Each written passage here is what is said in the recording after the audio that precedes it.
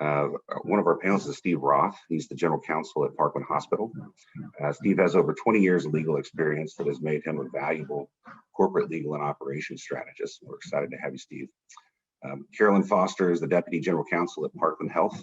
Carolyn has worked in Parkland since 2006.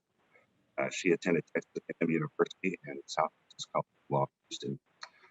The next is Mandy Price, who's the co-founder and CEO of Kanarys. Kanarys is a technology platform that works to improve diversity, equity, and inclusion in the workplace. And then finally, we have our moderator today, my friend, Amy M. Stewart, who's the founding partner for Stewart Law Group, a minority and women-owned law firm based in Dallas. They handles commercial, labor, employment, and insurance defense matters for clients such as Frito-Lay, JPMorgan Chase, Liberty Mutual, and Airlines. And we're happy to support all these efforts and our friends over at Stewart Law Group. So I hope you'll keep her in mind for some of your legal needs. And I apologize for all the craziness in the background here. We've had a flood, and so we've got a bunch of contractors making a racket. So I'm going to go back on mute, and Amy, let you take it away. Thanks again, everyone. Thanks, Mark. And I want to reiterate what Susan has talked about. Mark has done an amazing job in Dallas to support communities during the pandemic, as well as after Snowmageddon last week. And he's also had surgery. And so he is just a beast right now. And we just really thank you for all those efforts in helping with the DEI initiative. So transitioning to our first program. So today we're going to have two programs. And the first one are these lovely people here. And I love that the initiative for this year is the year of action, because if anyone knows me, I'm a very let's get it done type person. So it really fits quite well with what we're going to talk about today. So our first presentation is really about how legal departments can create a strong foundation for their DEI efforts. And I'm going to kind of talk with my friends here about a situation that we have dealt with that I think is very enlightening on how legal departments can take issues that happen within the company and provide opportunities for minority women and other lawyers and other vendors to get involved and help resolve disputes. So I'm going to jump right in and start talking with Steve. Steve, can you just kind of identify overall what your legal department's initiatives are to hire and retain outside legal counsel and vendors who are diverse? Absolutely. But first, I just wanted to thank you for the opportunity to speak on this important topic, and I'm honored to be included amongst the distinguished group of panelists. Parkland, serves the engine of Dallas County, and our employees, contractors, vendors, and law firms, we believe, should reflect the diversity of the community that we serve.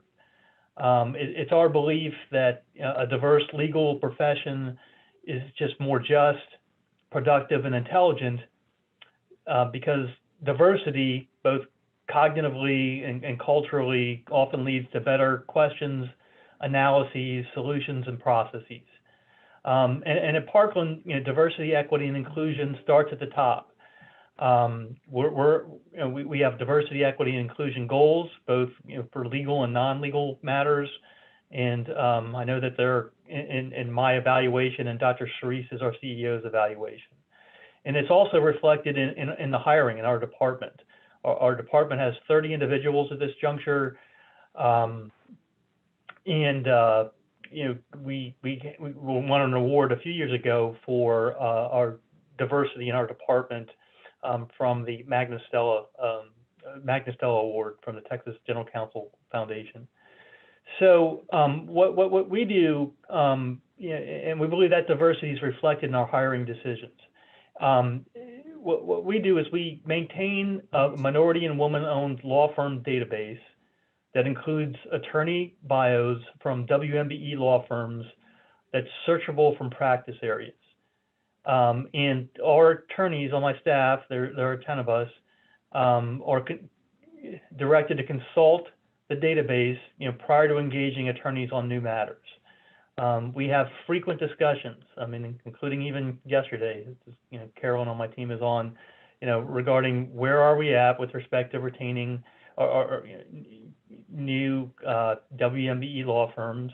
We've brought on a number of new ones very recently. so they, again, we consult each other.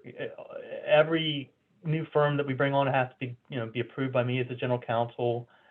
We work hand in hand with our supplier diversity department, to identify diverse law firms. We meet with diverse law firms. We've had let's talk business sessions. We have billing guidelines that I send to each individual and send a letter to each firm, that even if the firm is a majority firm and not a minority firm, that we expect our matters to be staffed by diverse individuals. We also have law firms report on the race and gender of the attorneys and other staff that work on our matters. So I think our managing in-house attorneys, they understand the need for diversity. We measure it, we track it, we monitor it, we report on it on a regular basis, and that's all the way up to the board of managers. Other than that, I would just say that referrals from colleagues are very important, and networking is very important. But we understand the importance of diversity in our legal team. Thank you for that. I think everyone believes if it's not measured, it doesn't matter. So I really appreciate you sharing the part about that not only are those efforts being done, but you're actually monitoring, and there's data associated with that. So turning to what happened last year in May with the murder of George Floyd, and Steve, I'm going to stay with you.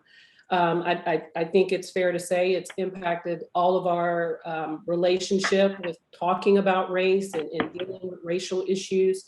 Can you, and you've kind of already talked a little bit about it, but can you specifically talk about initiatives that Parkland has in place to basically make the work environment a more inclusive environment? Sure. And I can say that, Parkland's response, to the George Floyd matter was swift and was first addressed at the C-suite level, beginning with an all-staff communication from our CEO, who addressed his concerns, as well as a process he put in place to talk with over 200 African-American staff and leaders to hear their concerns firsthand. And there are a bunch of themes that we learned from that. Some of it were a perception of lack of opportunity for growth and development, disrespectful communication, and just that racial matters were not handled consistently or quickly enough. And so we then kind of launched into several diversity, equity, and inclusion initiatives, including a comprehensive program we called Journey to Allyship, and we've just completed phase 1 and phase 2. We'll begin in early spring, and that part of that was a library of resources and a 21-day challenge. We're also launching a pilot courageous conversation with cohort groups, to move from action to move from awareness of the issues to action, and that program is currently under development. Our Journey to Allyship series, which promoted inclusion and belonging at Parkland, received a really overwhelming response from our employee base, and there were over 900 participants in that 21-day program. And again, it would create a foundation of awareness about race and equity issues, power and privilege, and a strong enabler for ending systemic racism and its health impact.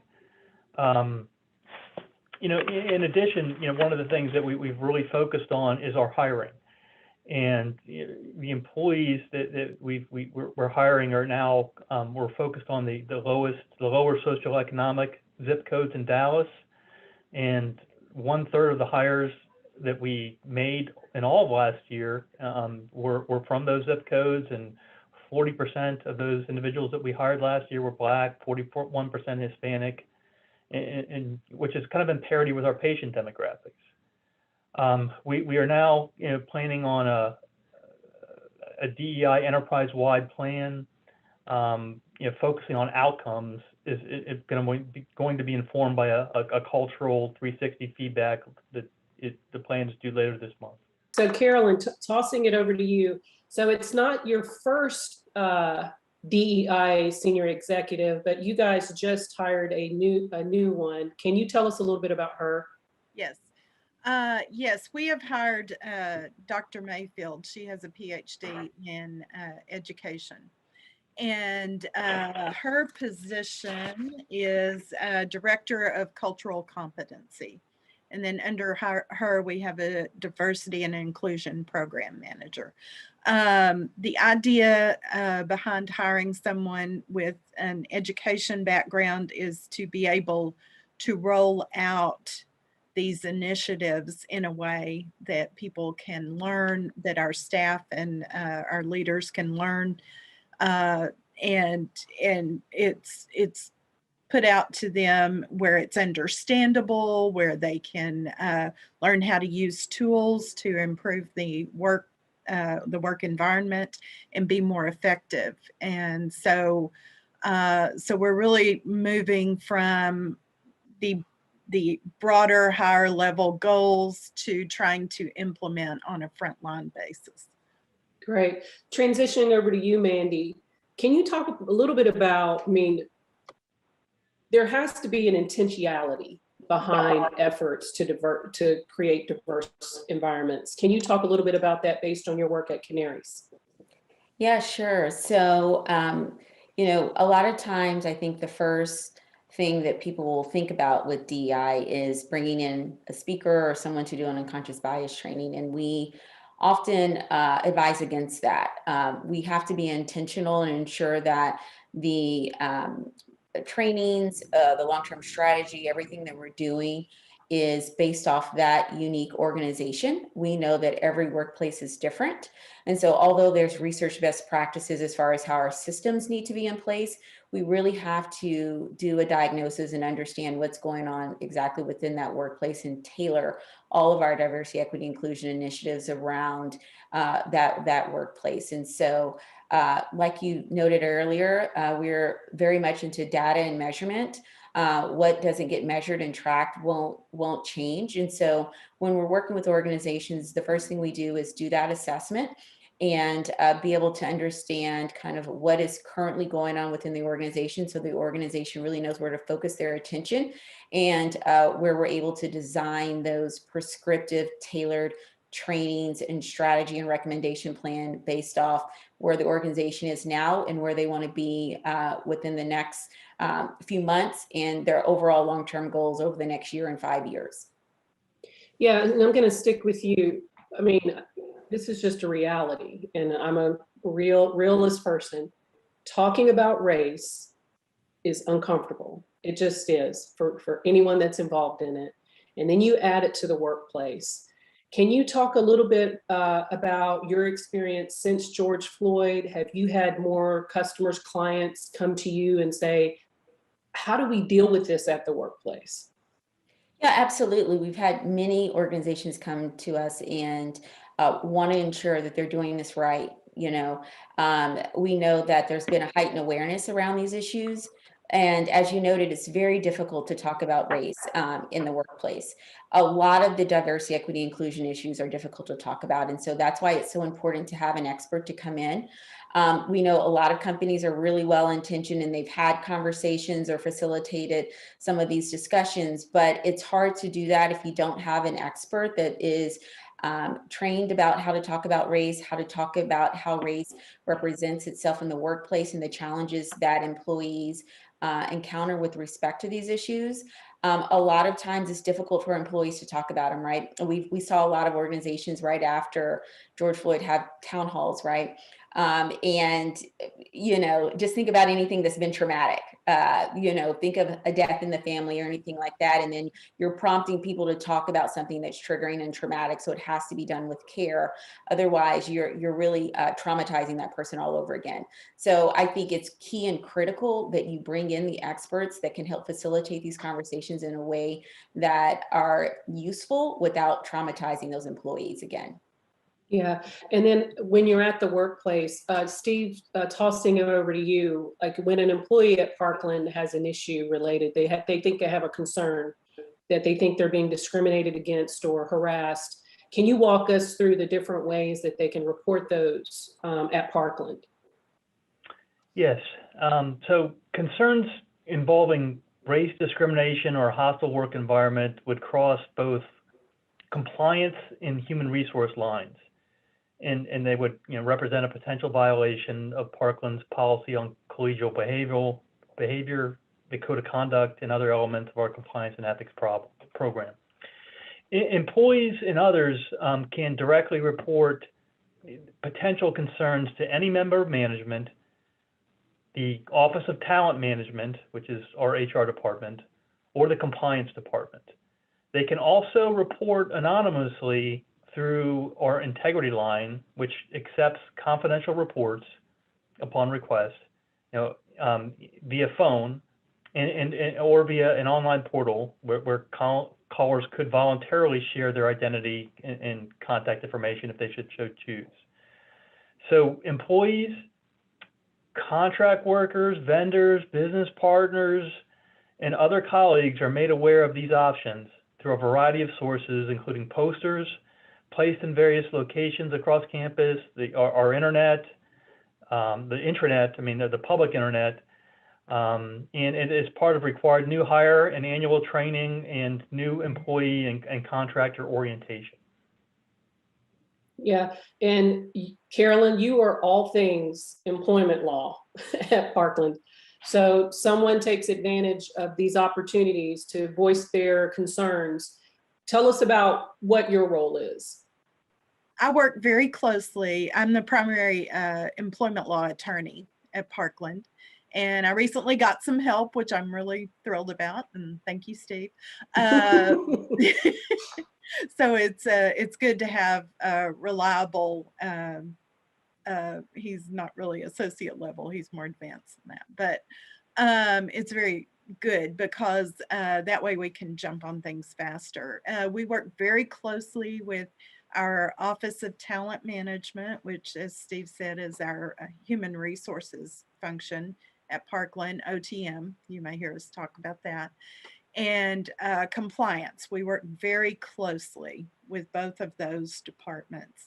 And part of the reason compliance is so involved is because they are the ones that manage that integrity line that Steve was talking about.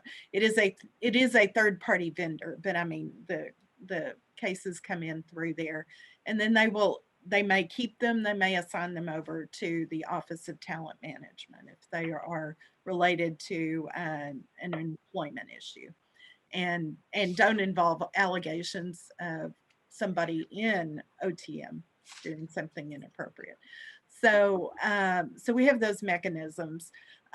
Most of those go to OTM first, maybe compliance in a few circumstances will kick off an investigation.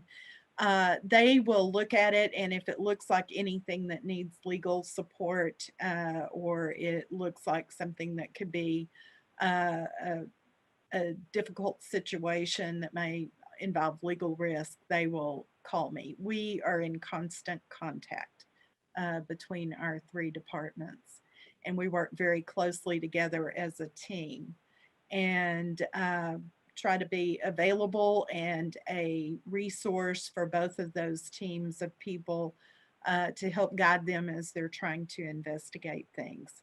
So I think that close working relationship among the three departments is the most important thing. Okay, so we're going to talk specifically about a specific incident that we've all worked on in certain different parts together. In last fall, there was an incident that made it into the news where a manager had provided gifts as a part of a competition to certain employees, and some of the employees who received those gifts thought they were racially insensitive, and an investigation occurred. Steve, can you talk to us based on your position, General Counsel, head of the legal department, about what actions were you having to take generally when something like that arises? Absolutely. The first thing I really have to say is, thank God that I had Carolyn as a labor and employment attorney to help navigate the situation. It was tremendously helpful. Very smart man.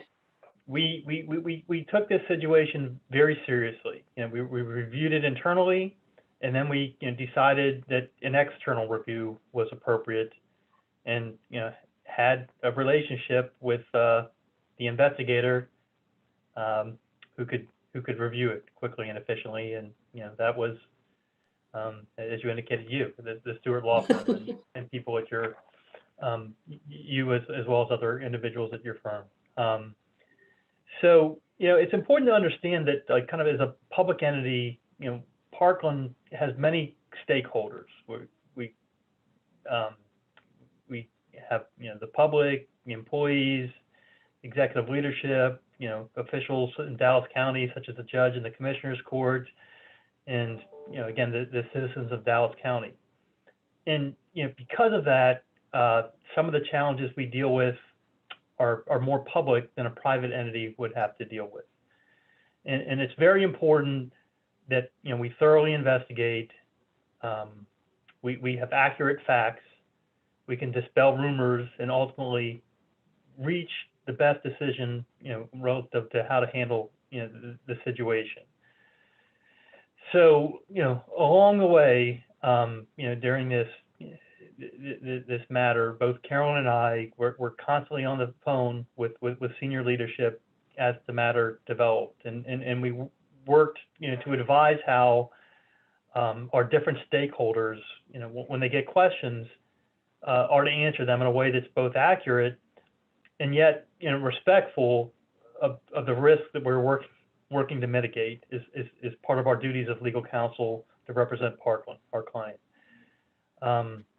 And it's very important, I felt, to make sure that we get multiple perspectives, a diverse group of leadership involved in these conversations and situations, and how to resolve them, because they just lend different perspectives, so that we're making sure that we're looking at this from a holistic perspective, from a diverse perspective. And I will say also, it was very helpful to have experts already on contracted with us that could help us and step in and help us navigate through these situations, because it's both internal expertise that helps during these types of situations.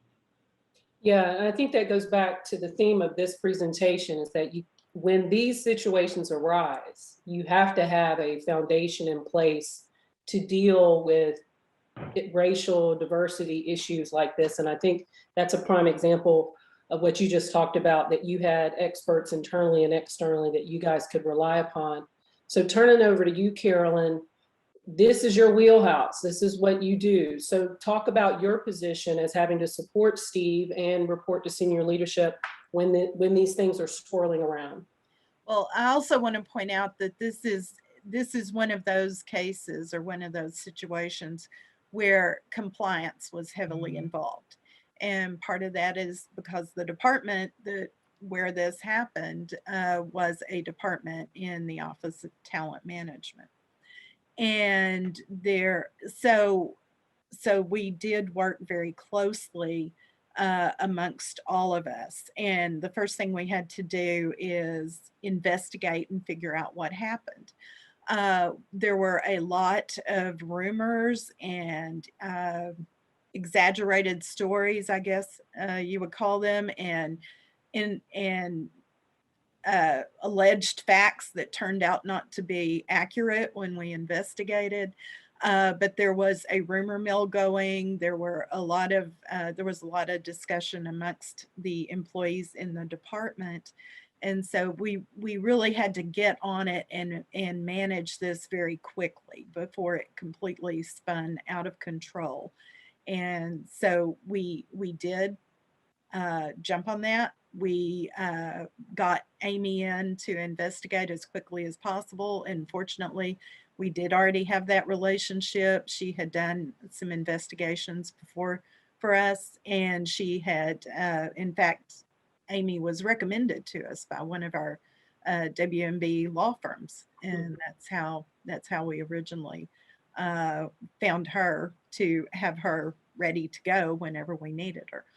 So we were constantly talking to each other. We were constantly thinking about, okay, who all do we need to interview and make sure we've got our facts correct.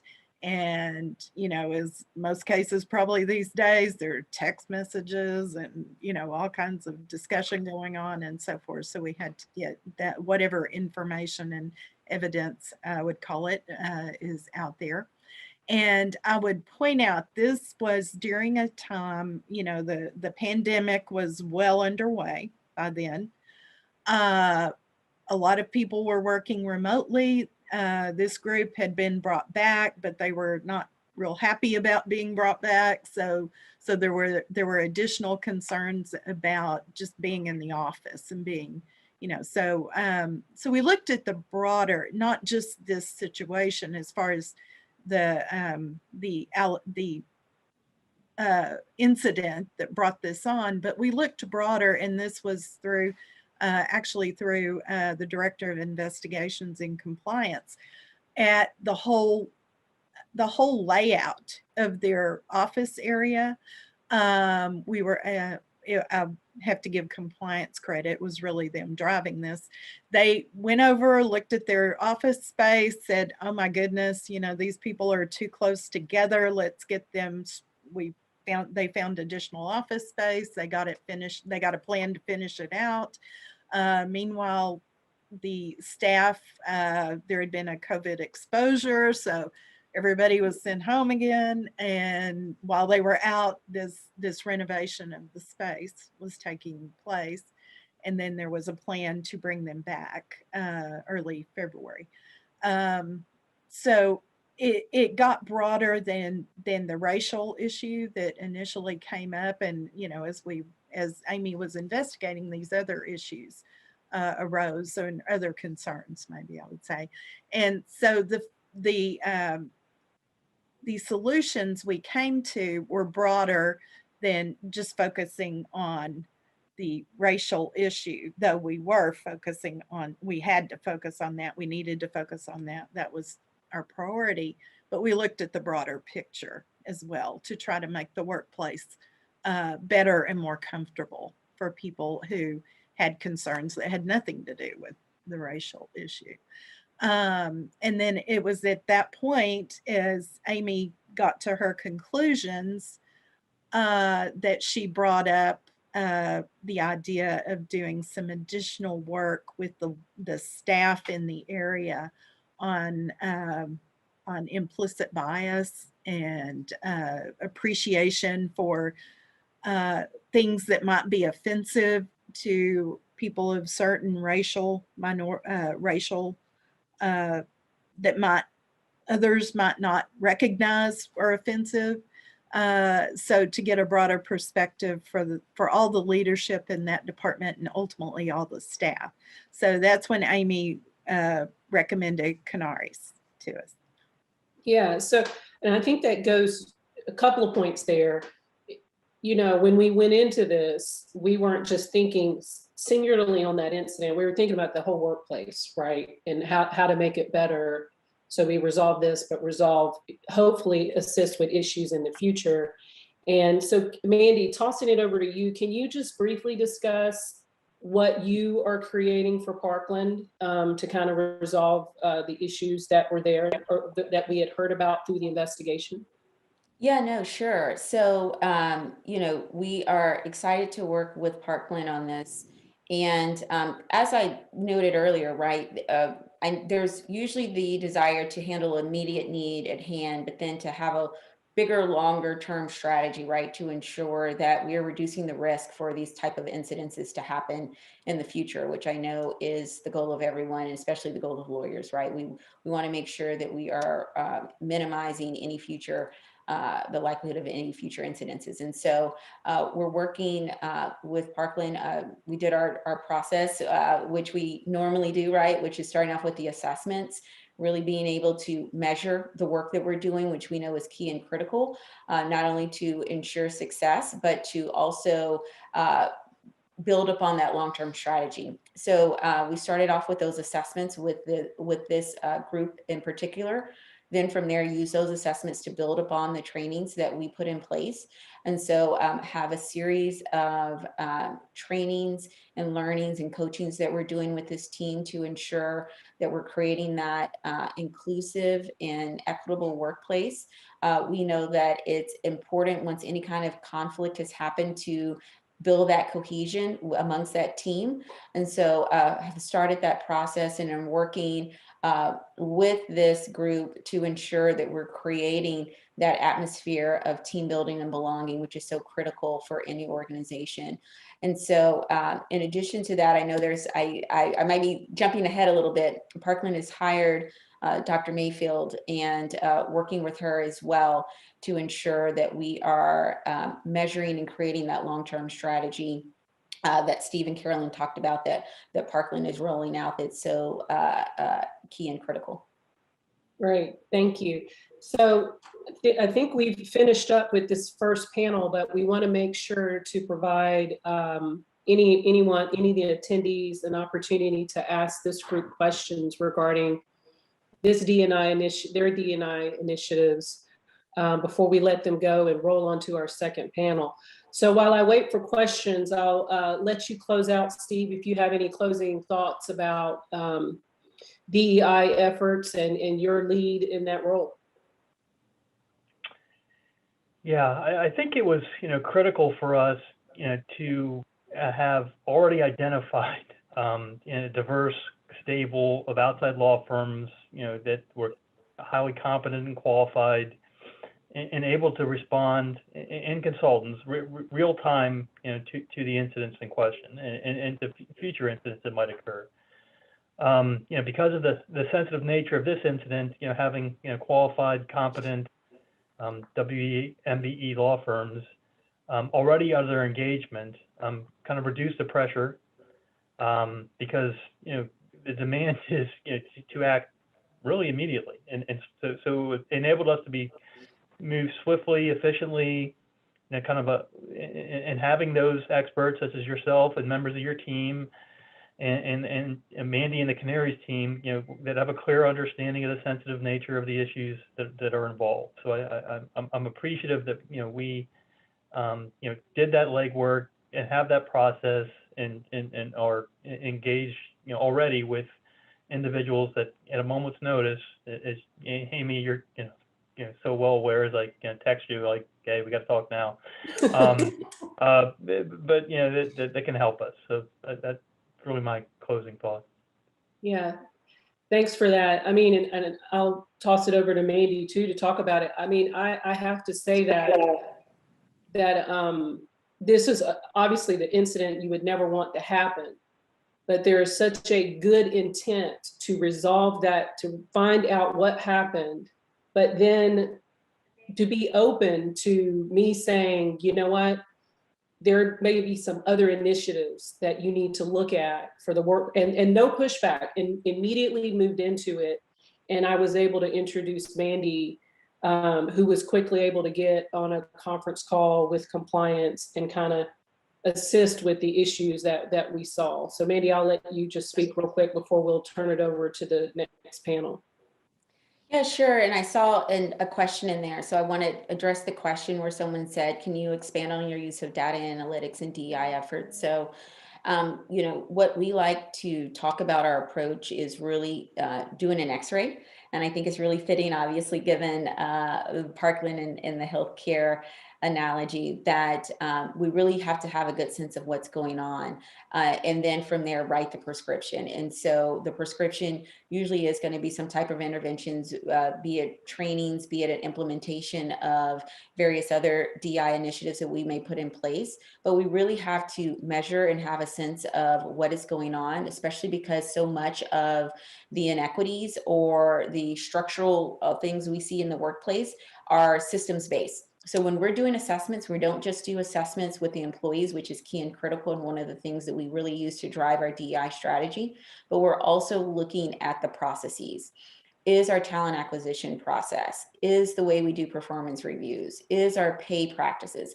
All of these things, we know that there's research-based evidence that shows the way those systems themselves are structured can lead to more issues around DEI. So we work with organizations on both of those so that we can look at those systems, those practices, those policies, those procedures that the organization is operating under, while also looking at the feedback that we're getting from the employees and be very prescriptive on not only the things that need to change from a practices and policy standpoint, but the different challenges that may exist in different departments or geographic locations, because we know that each of department and location may also be dealing with different issues. But with respect to what we saw, with respect to, some of the things that I think is important and where in-house counsel can really lead, right, in ensuring that we are not just responding to lawsuits, but helping to create change and create those best-in-class processes is what we do when we work with organizations. Is we also create long-term feedback mechanisms so that the employees have a safe way to leave that feedback that doesn't escalate into a lawsuit, right? We want to ensure that we are keeping our pulse on exactly what's going on within the organization before things lead to any kind of complaints within HR or lawsuits or things of that nature. So we create that mechanism where we're keeping a tally on that employee sentiment through our pulse assessments as well. Got it. Well, going once, going twice, done. First panel is in the books. Thank you so much, Carolyn and Steve and Mandy, for agreeing to be a part of this. Really appreciate all your feedback. And so if you all could turn your cameras off, and then I will introduce our second panel. Thank you so much. Thank you. Bye-bye. Thank you. Okay. Coming up with big smiles on their faces, Stacey. There she is. Okay, so let me introduce our second panel, and just in case we run out of time, is that as they're speaking, if you come up with a question, attendees, and you want me to pose it to this group, either during or after the presentation, please go ahead and send those in. So let me go ahead and do some introductions. First, we have Chasity Wilson Henry, who is a Senior Vice President, General Counsel, and Corporate Secretary for CECO Environmental Corporation. Chasity is also the founder of the New Roundtable, a nonprofit organization that drives the inclusion and advancement of African-American women within the legal profession.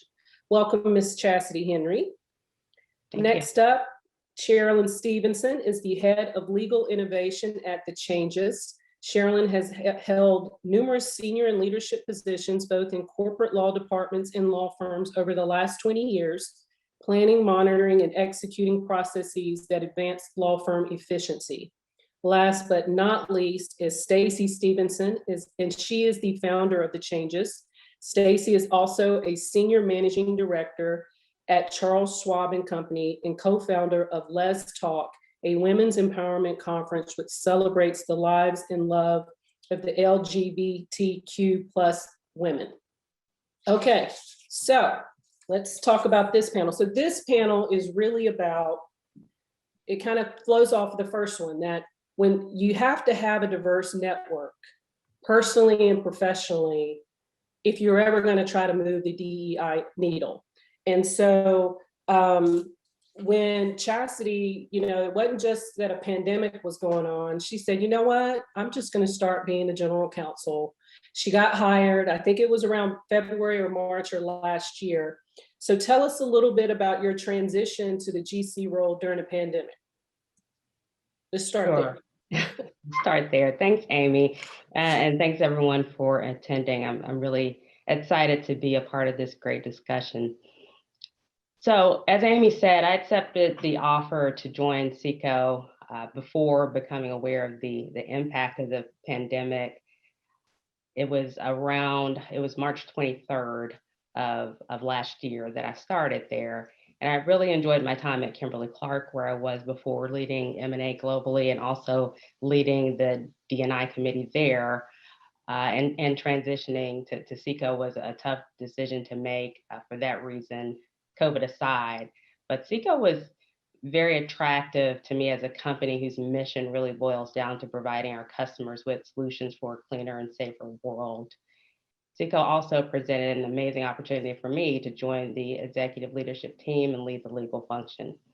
And as a company that has lacked a little bit of stability in the legal function over the years, I saw an exciting opportunity to build on the work of my predecessor, who had started building out processes and an internal legal team to support the business. And along with that came challenges, including quickly assessing the needs of the department, triaging a very large to-do list, while also handling the day-to-day, which of course was heavily influenced by COVID and issues surrounding assessing our operations and whether we could continue as an essential business in jurisdictions in the US and across the globe, supporting our HR team in ensuring protection for our employees, et cetera. So on top of that, about 2 weeks in the job, I found myself as the only person in the legal department with plans to add additional internal staff on hold indefinitely. Needless to say, I needed some assistance, but the type of assistance I would engage first would be super important, and I wanted to be very thoughtful about that. Okay, so you always hear the business case for diversity, and everybody's like, what does that even mean? So Chasity, are there studies out there? Is there a such thing as a business case for diversity? Yes, and I'm sure it was novel back a few years ago when these empirical studies started to pop up, but I'm sure people are more familiar now. One study in particular that provides some empirical evidence that diverse teams do perform better, and companies with greater diversity perform better across a variety of important financial metrics is the 2015 Why Diversity Matters study by McKinsey & Co. It provides a lot of great insight. What strikes me from the studies that there is proof that one of the reasons diverse teams perform better is that diversity fosters innovation and creativity through a greater variety of problem-solving approaches, perspectives, and ideas. And there's academic research actually showing that diverse groups of people outperform even experts in a certain field. And the why really for me boils down to that it combats groupthink. A diversity of informed views enables objections around the tables. People have different backgrounds, they have different experiences. And so rather than coming from a similar place with similar views, you are more likely to have people who disagree and see it a different way. And research specifically indicates that the presence of women and minority members on a leadership team enhances problem solving in the same way, because they do help to round out the perspectives of the group. And so ethnic and gender diversity, offer companies the opportunity for more problem solving tools in their tool belt, broader thinking, and better solutions. And I don't know a company or a business who would not like to explore that. And to me, that's a really good business case for diverse teams. Yeah, and I think, as I keep telling my 16-year-old, you can disagree without being disagreeable. Just because we disagree, it doesn't have to be ugly. It actually can help foster and make things better. Stacey, so they snuck one on us because it first was D&I. And then I don't even know when it changed. And now it's DEI. Why? Why was the change necessary?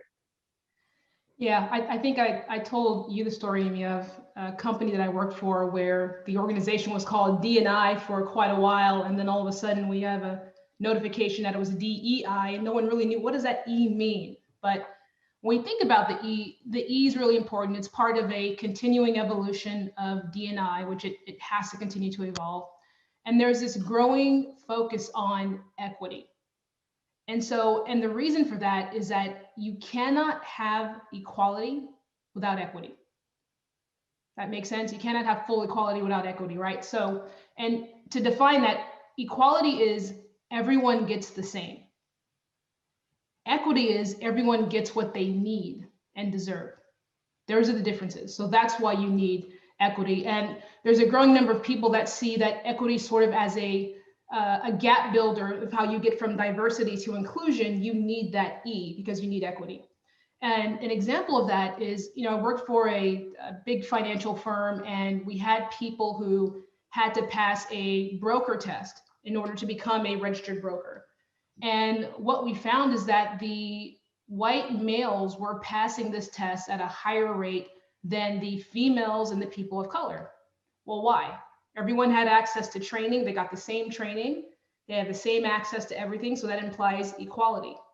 What we found is that the women and the people of color had additional burdens. They had imposter syndrome.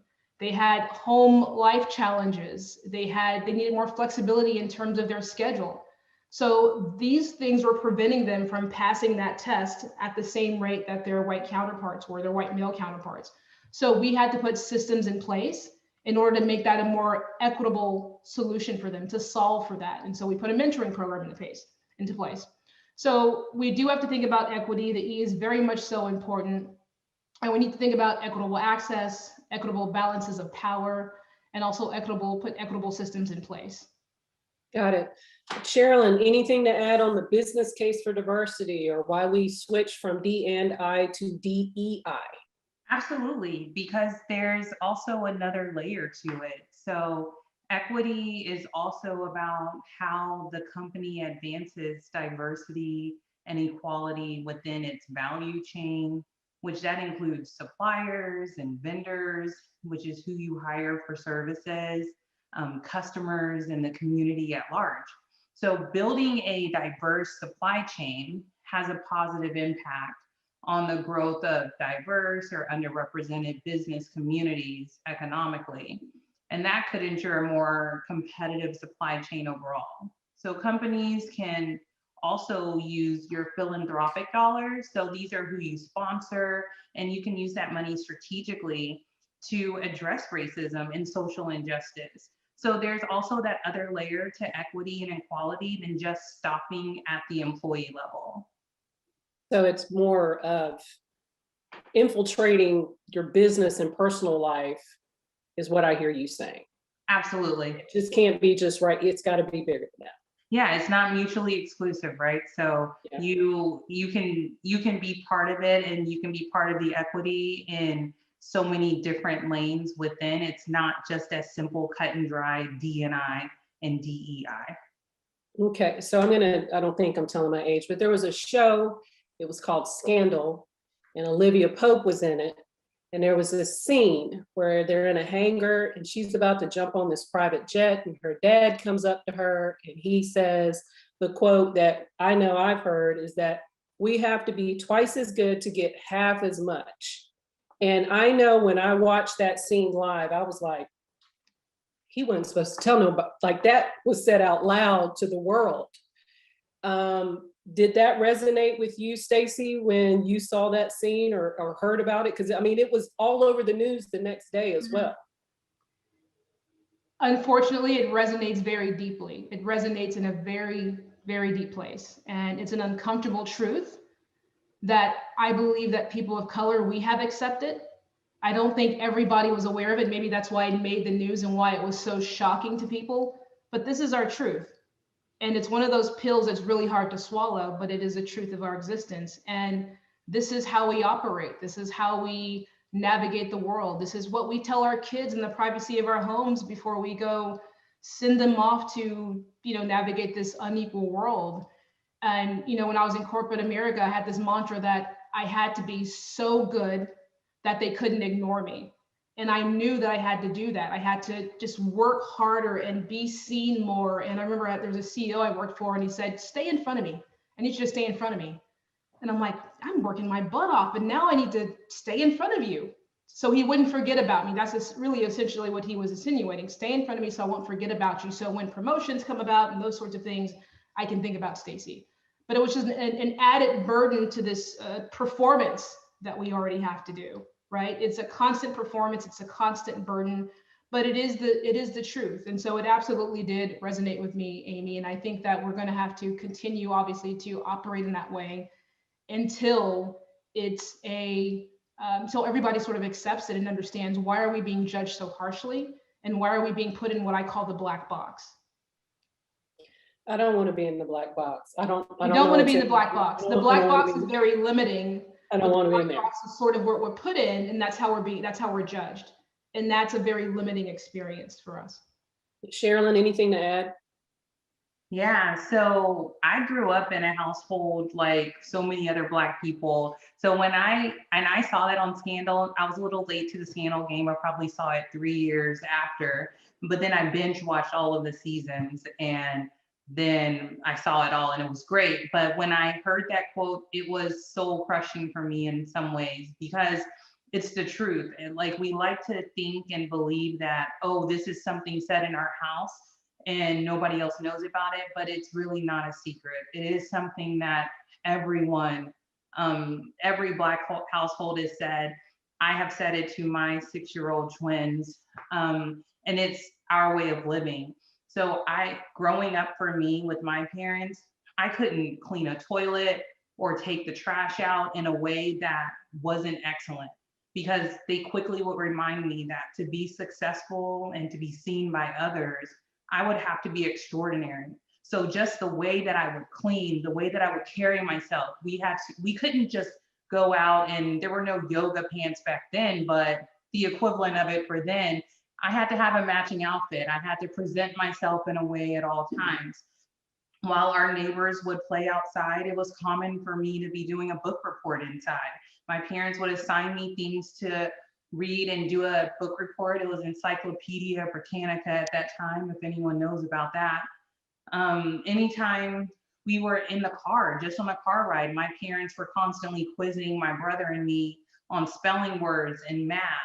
And I knew how to take care of a household as early as elementary school. I had to check the mail, balance the checkbooks. I had to take typing class. I was typing probably 80 words per minute by the time I was in 4th grade. And those are all the things that our parents there's a little bit of innocence that in a sense gets taken away because we have that burden to carry, and because they have experienced how different things can be for them.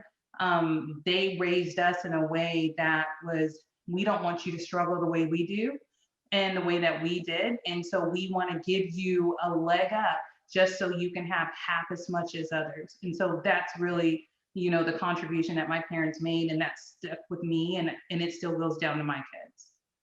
So Chasity, when you were AGC or not the GC, did you feel that burden as well when you were trying to talk about diversifying the hiring of outside counsel or hiring out diverse vendors?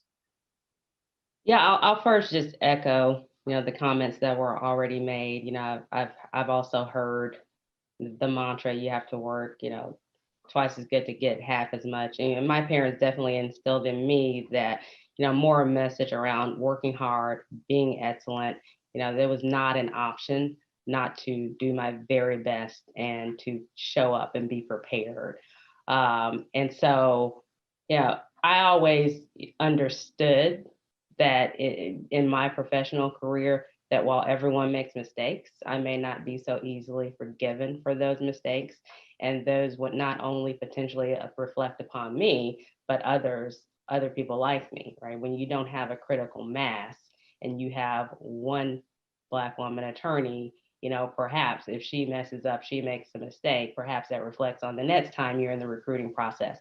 It's not right, but that's the reality. And so it's caused me, in general, I'm very particular about the way I show up and prepare for everything from meetings to deal negotiations, et cetera. And it's also caused me to be particular when engaging outside counsel, consultants, or anyone representing me or the department or the company. But I have the same standards for everyone. It would be unfair for me to hold people of color or women to a higher standard in an attempt to combat bias that just adds to, the institutional structural issues we already have.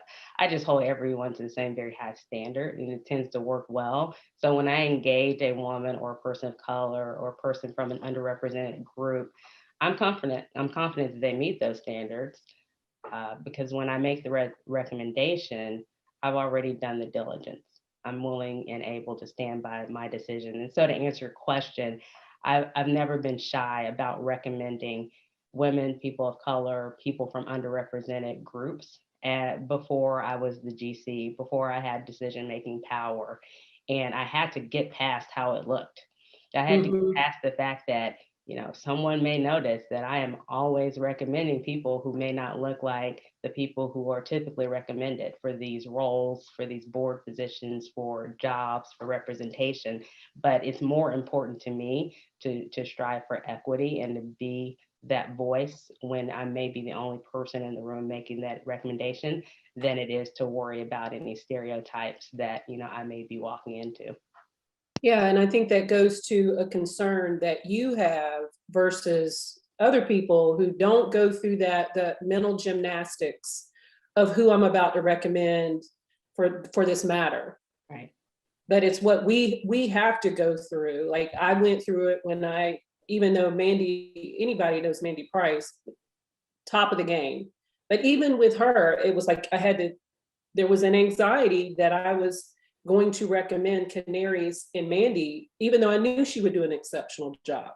So tell us about you making the case for bringing in the Changists then during a pandemic, and you just got the GC job. Sure. Well, early on in the role, there were a couple of things that I knew. One is that we needed to implement processes in a lot of areas. Two, that I needed some help with analyzing and prioritizing our needs, and then developing appropriate processes in order of priority. I didn't want to and could not boil the ocean, but definitely some work needed to be done and quickly. And as you may be able to tell from my responses, process and process improvement are really important to me, foundational to me.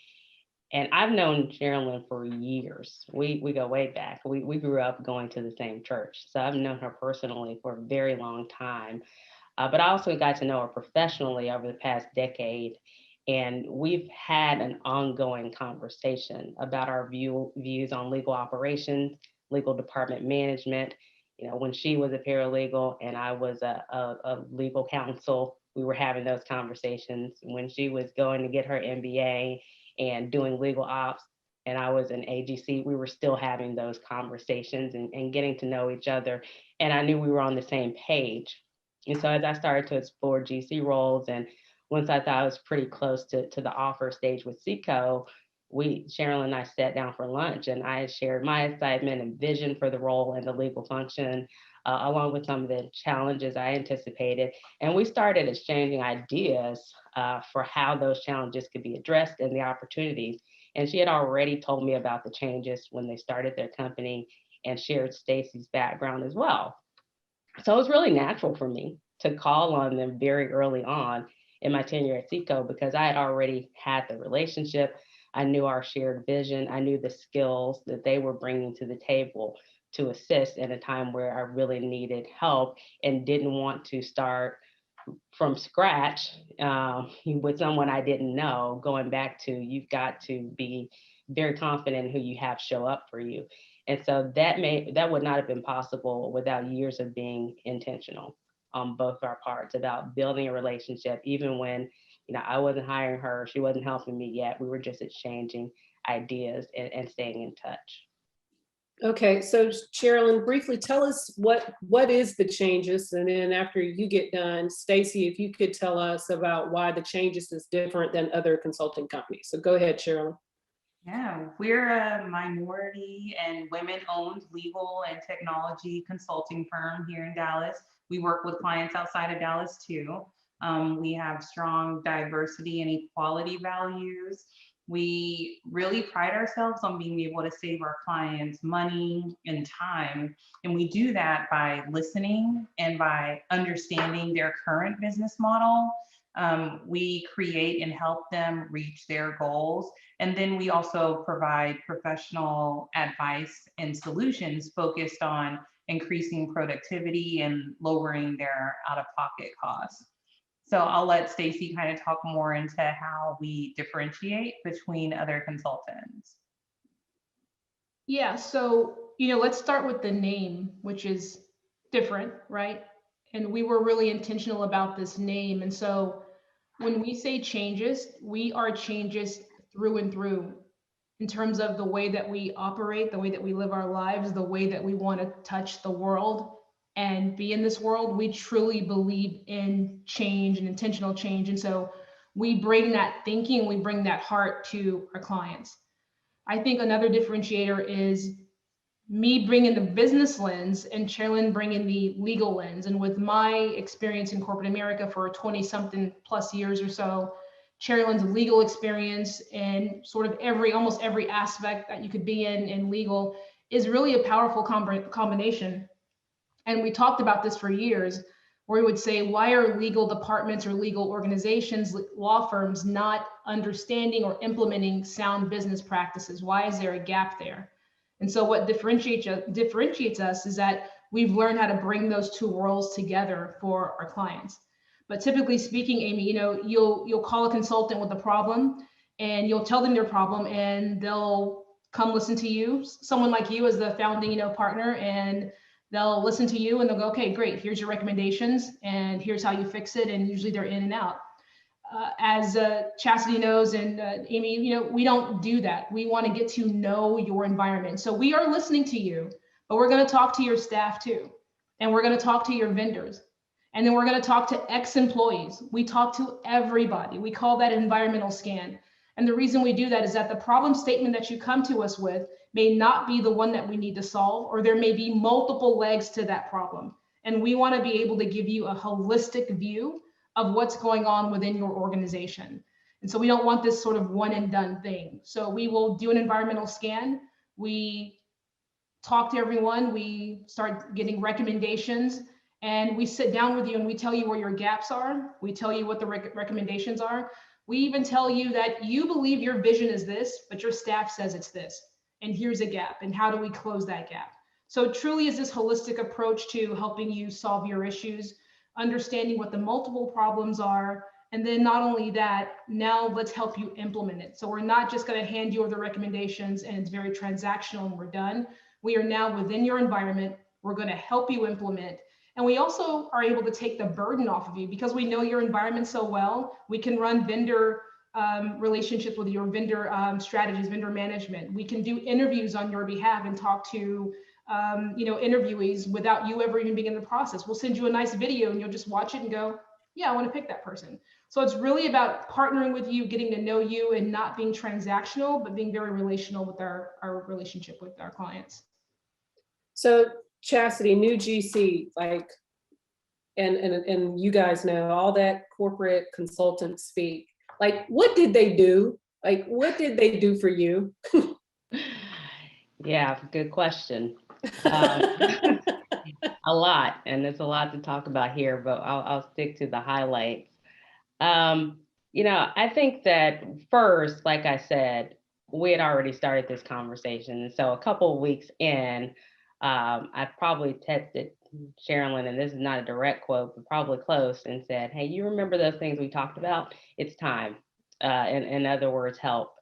And they jumped right in and partnered with me. They asked questions to flesh out what CECO does. Who are our internal and external stakeholders? What role does legal currently play vis-a-vis all of those constituents? And how do we prioritize that work that needs to be done? That was phase one. Phase two, we identified those priorities, mapped out project plans for accomplishing those. And we don't have time to get into many of the details, but for instance, one major priority that was raised was the contracting process. It didn't take me a long time or a complicated analysis to figure out that since we're a B2B company and enter into contracts with our customers to secure business, get orders, money, getting a handle on and enhancing our contracting process from both a resourcing and substantive perspective, while not causing disruption to the business was of utmost importance. And that would first involve understanding our contracting landscape enterprise-wide. And we did not have much data around our contracts. From the basic, they're shaking their heads, they're nodding, from the basic data points around how many contracts, what types, what regions of the world, so volume based, to how long does a typical contract review take? How many turns does it take? What are the key risk areas? So the more substantive data points with contracts. And so to start, Stacey and Cheralyn conducted 30 to 40 interviews with internal stakeholders involved in our contracting process over a 2 to 3 week period, very early in my tenure. So I would have loved to conduct those interviews myself, but with onboarding, with COVID, with board meetings, et cetera, I simply could not do it in the time and with the thoroughness that I wanted or needed to do it. So, and this ultimately, this work, and they'll get into more detail, I'm sure, led to an RFP for a contract lifecycle management provider, and helping me not only with the RFP, but to build the business case for the solution itself. Because I had to not only propose it, make the case, and then get budget to pay for it. And then for external or internal contract review support. So again, this is just one of the projects they were involved in immediately, but I think you can see how they came in, learn about the company, about my vision for the department, and immediately began to build value in helping me to address some of our most pressing needs early on. Cheralyn, what were some of the challenges that you and Stacey faced with taking on this huge project? Yeah, I mean, so you had a new Black GC that hired 2 Black consultants right away as she was going in the door, and so were we with her. So there just became a very concerted effort to make sure that we're just proving our value continuously. We found ourselves within the interviews. Sometimes it would feel like we were almost being interviewed. So they would kind of push back and ask us questions. And that's typical, too. But at the same time, there was also this need of always going in. There was never an interview that I went into that I didn't take a good 15-minute meditation room type of situation and just sit there first, get my mind right, go in there, just go fresh and ready to just listen and to learn. I think that's really the thing. And once we were able to establish that we were really trying to partner with them and gaining their trust, making sure that we obviously come off as credible, as an extension of Chastity's team as well, we were able to establish those relationships. And you would find that though, even after the interviews, there would be people who came back and say, we're thinking about doing this in our department. Would you be able to help with that? So it really just came down to just making sure that we worked a little bit harder than normal to just make sure that there's an understanding that we're here to partner with you, that we're here to, we're not here to just change everything that we're here to make it better. So Chasity, can you talk a little bit about, so you came in, your previous GC, highly respected, and actually was a very huge help to you, but you're coming in changing things. You're like the new sheriff in town. So can you talk a little bit about the skills the soft skills, frankly, you had to have to navigate that situation? And then what you were looking for in the changes when they were coming in to initiate the change that you thought needed to happen? Yeah, absolutely. Yeah, I was looking for people who could be my proxies within the business, which involves a lot of trust, obviously. First, because I was, as we've talked about, brand new and still in the process of getting to know people myself and introducing myself to them, which presents more challenges, obviously, in a remote environment. And then second, because people did not know me well or at all at this point. So it was imperative that the folks that I engaged to liaise with these stakeholders throughout the organization shared my values and vision for the department and for the legal function. And not only that, but as you said, soft skills were important. To your point, I did not want to send the signal that I was aiming to make change simply for the sake of making change. There were a lot of things going well. There were a lot of processes put in place already in the department. And so I wanted to be seen as a partner, someone who listens and wants to be responsive to business realities. and deploying the changes to have direct conversations within the business was my way of conducting a listening tour before implementing a single policy or process. And of course, there was a very carefully planned kickoff where I introduced Cheralyn and Stacey to the team and provided context for their roles and the meetings we'd be scheduling with stakeholders and my confidence in them and what I saw them doing. And I could speak, all day about the work we did together, but I'll stop there to let them share their perspectives. But that's what I was looking for. As much technical skills as soft skills were important for this role. Stacey, can you take that up? What were the soft skills that you needed to use to make sure these people didn't close down on you and provide the information that you needed? Yeah, well, having these conversations with them was a bit difficult because, again, as Chasity said, they didn't know Chasity, they didn't know us. So one of the processes that we employed was that we needed to listen to their pain points and listen to their problems. So it wasn't that, hey, here's a new GC, new sheriff in town, we're coming and we're changing everything regardless of what you have to say. What we said is that, what are your pain points? And Chasity wanted to hear this too. So what are some of the constraints and the barriers that you are having with the legal department right now? What can we do to make your life easier, your job easier? How can we better understand your job and your role? We asked them those questions and it really put their defense down and they started to trust us. They started to understand that we weren't there just to make some sweeping changes, but they were going to be a part of the change. And that's key to change management. People are so key to change management. So it was really about listening, understanding their pain points, and then taking those pain points seriously. Chasity mentioned that we had a kickoff meeting, and we also had a area where we looked at all the recommendations and we looked at all the quotes that everyone gave us, and we shared those quotes with Chasity so she could actually see those. And then we said, here's what we're going to do about them. So I think the answer is, Amy, that they felt heard, and we talked to them about their specific points, because a lot of times people fear change because they think it's going to make it harder for them or that you're not listening to them. And it was about, how do we make your job easier? Yeah, I'm hearing things of how can the legal department serve you, like a servant leadership type messaging versus we're the legal department, take it or leave it. Exactly. So transitioning a bit, Stacey, why is your diversity an asset?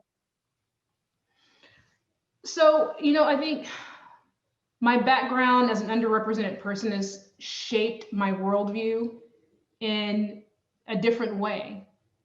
And I often tell people, because I grew up unrepresented and somewhat in this chaotic mode, that it's sort of manifested into this need to create change and intentional change and fix issues everywhere I go. Eliminate chaos is what I say everywhere I go. So I think that's an asset to our clients. The other thing is the diverse background that I bring. I've worked in finance, in technology, defense.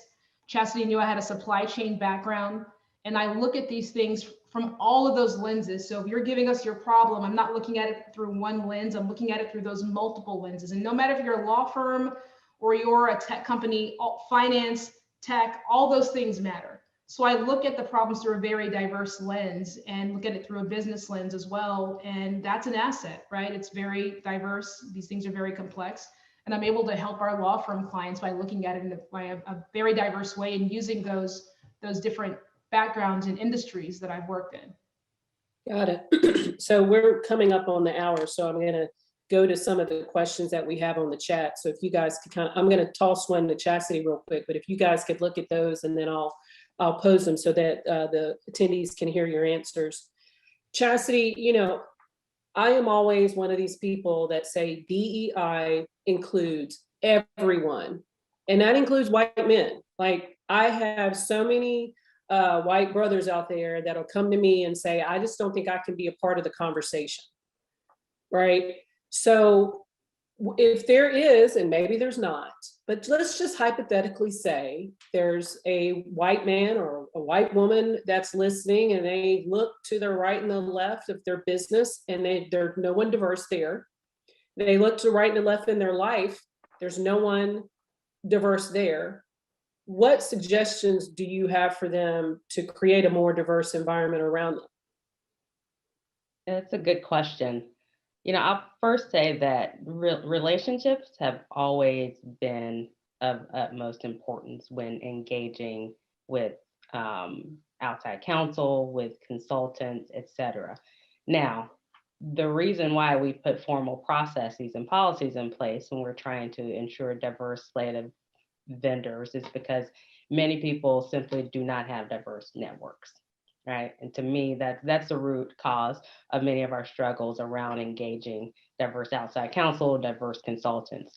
I support any means or most means of addressing that issue heads on. So sometimes that means that we as leaders and as decision makers, especially need to do the hard work of transforming our networks. Reach out, get to know people who you may not just run into at the office or in the conferences you frequent or at the country club. That takes work, and that takes a willingness to embrace discomfort. That's the root cause. In a vulnerability. And vulnerability. The ability to be vulnerable. That's right. But I think it's worth it. I think, with whether you go out and seek and join NAMWOLF to get to know women and minority-owned law firms, or the new roundtable when you're looking for women of color outside counsel or in-house counsel, or engage the changes intentionally because they can do the work and they're going to bring a different perspective than your typical network. I think it's a great idea to reach out to people and simply admit you want to expand your network. You want to have a more diverse array of friends, of colleagues, of consultants. I'm not offended at all when people approach me with that type of authenticity and transparency. I think it's a good thing, and I think it gets to the root of the problem. Yeah, so I want to be clear to all our attendees. Chasity, Henry, are you saying it is okay for someone who does not have a diverse background to call you up and have that conversation? Is that okay? Because people, again, like we talk about it, it's hard to talk about race. It's hard to talk about these issues. Is it okay to talk to you about it? It's okay. Who I applaud for this actually is a lot of times we're seeing recruiters do it a lot. And they'll reach out and say, more or less, we want a diverse slate of candidates here. We think people who may be different than the people we know. Could you give us an introduction? I am always happy to take that phone call and to make those connections. And I think, I'm not going to speak for everyone, but I think a lot of people would be more happy with that approach and that sort of genuineness and authenticity around getting to the root of the problem than skirting around the issue. Got it. Okay, so let's go to some questions. So we got Allison here. Could the panelists speak to incremental practical steps that legal departments can take to address DEI within their organizations and in making decisions for hiring consultants and outside counsel? I'm gonna give that to you, Chasity. Yeah, one is, I think what I mentioned is building relationships with a diverse array of people in general. And that may include going out of your comfort zone. And so I kind of mentioned a couple organizations, but there are all sorts of organizations too. As the department gets bigger and depending on whether leadership is bought in or everyone down the line is bought in, you may have to institute formal policies like the GC from Parkland Steve was talking about, to ensure that your hiring practices do reflect your goals around diversity. But the most important thing I think is, and I don't mean for this to sound dismissive or make it sound easier than it should, but it's courage. Have the courage to bring in that vendor from a small company or a startup or a woman-owned business, even if no one's ever heard of them. Do your diligence, be confident they're going to show up and represent you the right way, and stand by that, because if you don't do it as a leader, as a decision maker, other people will be hesitant to do it. So especially if you're the leader of the department, have the courage to stand by your convictions and engage with people that maybe people in the C-suite with you wouldn't normally expect you to hire, but you hire them, they do an outstanding job, and now you've broken down a barrier. Yeah, got it. Okay, so Laura's got a question. Do you have any, and this is for anyone that wants to take this one, do you have any suggestions for learning more about the distinction between equity and equality addressed earlier? I'll take that one.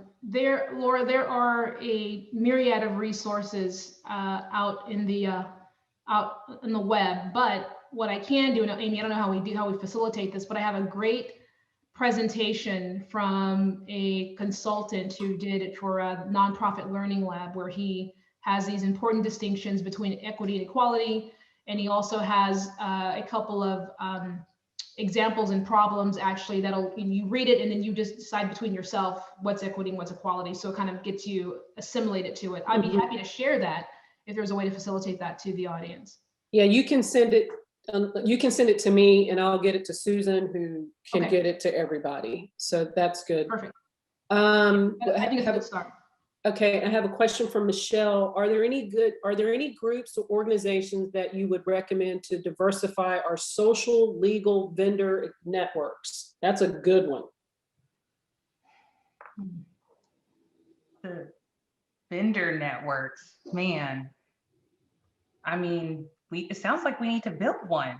I certainly don't know about them, but I did want to touch on, and I mean, and Chasity and Mandy may know, and Stacey can chime in, but I did want to also piggyback off of some things that were talked about earlier, where we're talking about bringing in these lesser known consultants and vendors and all of that and giving them a chance. And that seems to be a theme when I'm looking at the chats of how do you make the business case for it. For us, you know, we really pride ourselves on showing up. We show up and we're professional and that's who we are. But the one thing that I will say that also is a differentiator, for example, with this CECO engagement with Chasity, the enormous amount of pressure and weight that you take on as a minority-owned business, you carry this in your spirit as if this was your project. So with Chasity being the first Black GC at her company, we're likely the first Black consultants the company has been exposed to. We take that information very seriously and the impact that it could have for an entire lineage of people. So if we don't show up at the top of our game every single time, then we're risking people not taking a chance on us. So that's why you should take a chance on people who think like that, because we all kind of have that same belief of every day that we show up, we're interviewing for a job of someone who looks like us, and the idea that they're going to be able to get hired in the future. So I would just encourage everyone to fight a little bit harder. I know that there's things in the works. I've talked to many people in this space who have those questions about where are these vendors that are minority owned? Where are these consultants? Where are these firms? They're out there, but being able to bring them into a place that you're able to access them, that's kind of the missing piece. And you know, that's kind of what we're here talking about today, right, with the equity. So instead of always hiring the exact same company, let's be more intentional. And you guys, and you know, we like to pride ourselves on being a little bit of the plug and knowing a little bit about a lot within the industry. So we're also happy to send you, you know, to other people who are in our networks that also do these things. Yeah, so Chasity, you probably want to talk about the new roundtable, or? Oh yeah, yes, I do. Just to, you know, the new roundtable is an organization that we started. Amy is actually our treasurer and on the board this year, but we started it years ago. I won't, you know, go into details, but we started 5 or 6 years ago. It really is a network of Black women lawyers in Dallas, half inside counsel, half outside counsel. And we've been very intentional about getting opportunities to the group, from board memberships to jobs, to, you know, speaking engagements. Thank you, Amy, et cetera. And yeah, that has been really impactful and giving back to the community. And so one plug is that, you know, if you're out there recruiting for talented women of color in the legal profession, New Roundtable is one example of a group where we have a weekly newsletter and we put job postings in it. And if a recruiter comes to me and says, we want a diverse slate of candidates, I put that listing in the New Roundtable newsletters, and you know, more of us than I can count have gotten opportunities based on that. So that's a plug for our group. Yeah. And and just to close the gap real quick, just because, I want to emphasize the results that the changes have gotten for us. We conducted a successful RFP. We have implemented contract lifecycle management technology. We're in the design phase that Stacey's helping with right now. We have a new legal website that is about to launch. We have a new legal newsletter that's about to launch, thanks to Cheralyn, because communication was one of the things we want to focus on. I've hired 4 people on my team. So we made the case for both external and internal resources, et cetera. And so I want to say that this is not just about talk and about, oh, it would be nice to bring in some people. This is about results. And I knew it when I hired them, and they've done nothing but come through for me. Got it. Got it. Well, we are out of time. Angela, I'm going to get you that information about the new roundtable so that you will have that. And I'll get that to Susan. I'll get the resources that we talked about today to Susan, and she can share it. So Susan, I want to thank the ACC for, allowing Stewart Law Group to sponsor this. I love working with Mark Melton. I want to thank all our panelists here today for showing up and showing out. So thank you so much for that. So Susan, I'm going to turn it back over to you.